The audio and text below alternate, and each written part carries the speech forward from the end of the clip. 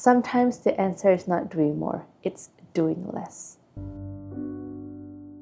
You're not alone when you're feeling overwhelmed by life's chaos. From organizing your space to embracing mindfulness, some small yet powerful habits can make a world of difference. Imagine life without less stress, less distractions, and more room for what brings us joy.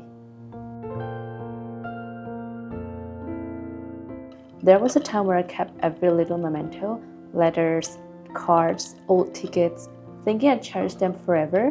I didn't want to throw them away, but at the same time, they just piled up. I started snapping photos of those special items and organizing them into digital folders. This is a good way to be sentimental, but also don't want to keep everything physically. It's amazing how accessible these memories feel now.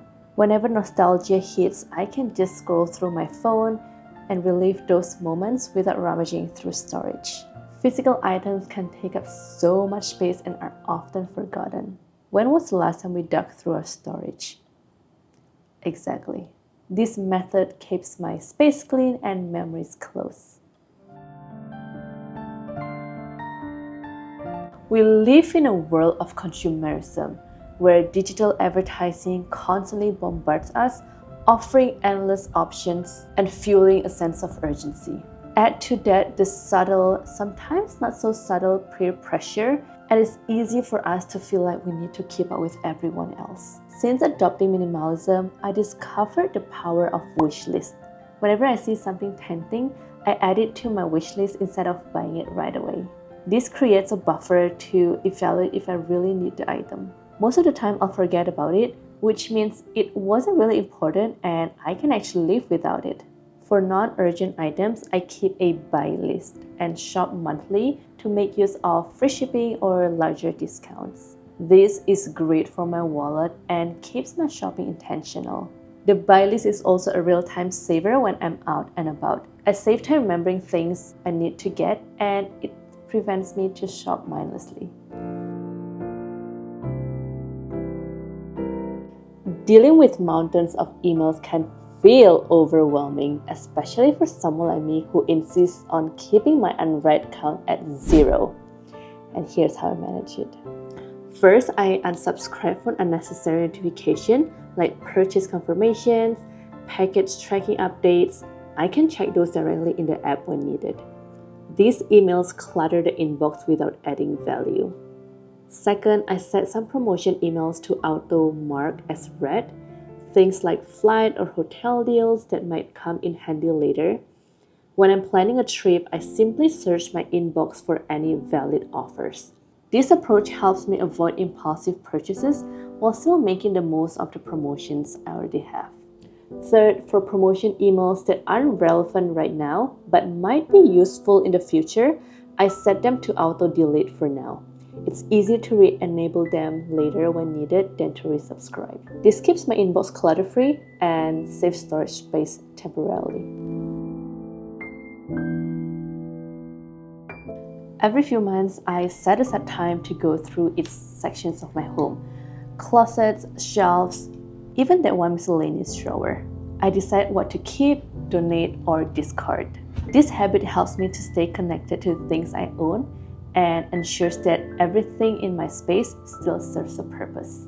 Because I check my belongings regularly, I rarely lose track of what I own. Plus, keeping my home tidy lifts my mood and makes my day so much more enjoyable.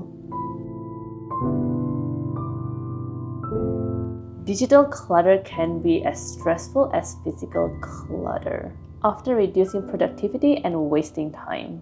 I found that searching for files or apps took me longer. It's even worse when my storage fills up during critical moments, like when I couldn't take a photo or couldn't even open WhatsApp because my phone was overloaded. Yes, it has happened more times than I like to admit. Sure, upgrading storage space is always an option, but it costs money, and let's be honest, do we really need those extra space, or are we just too lazy to organize? To stay on top of things, I archive old things to an external hard drive and still use cloud service sparingly to still avoid clutter.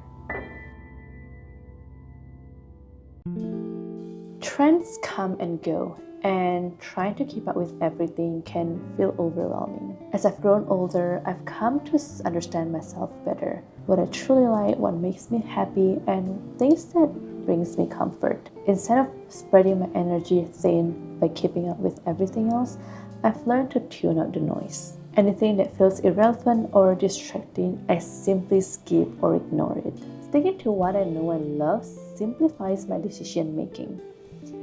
And it also saves me time and energy to what matters the most to me. Striking the right balance between social commitments and personal time is essential. For extroverts, saying no to social events feels like missing out. Spending time with others over good food or fun activities is actually great, but it's also equally important to carve out moments for yourself to rest, reflect, or recharge. This balance becomes even more critical, especially when life becomes more demanding, like after having kids. As an introvert, it's very tempting to stay home and to stay in the comfort of my own space. But I also recognize the importance of investing time with families and friends. I'm fully aware that meeting people enriches my life and broadens my perspective. It's not about doing everything, it's about choosing the commitments that align with our energy and values.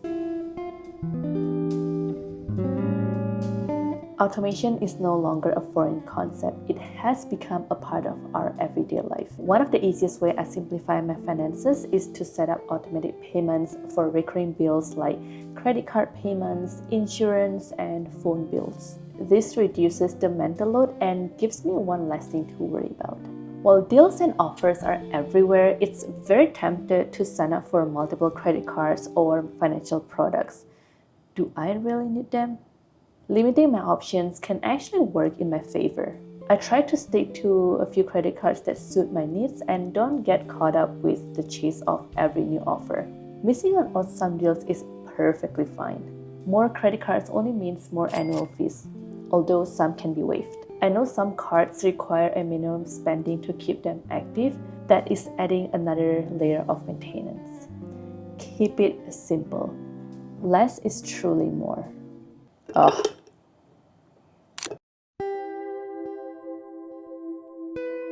In today's fast-paced world, distractions are everywhere. Our ability to focus has declined significantly compared to 15 to 20 years ago. It's become harder to just concentrate on one task at a time. Multitasking is even considered a valuable skill on resume, but in reality, it leads to lower productivity and even more incomplete tasks. Task switching consumes even more time and energy than we realize. This is something I'm personally working on improving. Acknowledging the issue is the first step toward improvement. One technique I found helpful is the Pomodoro method. It's a well-known technique that encourages a short, concentrated periods of uninterrupted work followed by short breaks. It's a simple yet effective task to stay present and complete tasks more efficiently. Now, this might be my favorite part. The best memories comes from experiences, not material possessions. When people ask me about the highlights of my travel, my answer is often about the food I tried, the activities I did, the unique experiences I had, never about the things I bought. There was a time that I worked so much that I barely had time to socialize. But since taking a break from corporate world, I've had more time to do what I love and live at a slower pace and spend quality time with my friends and family. These experiences have brought me more joy and contentment. Living a minimalist life doesn't mean deprivation. It means focusing more on what truly matters. These 10 tips have helped me reduce stress and live more intentionally. I hope they help you too.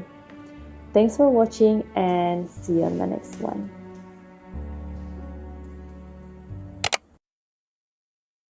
Start recording too from here? Okay. Let's get started.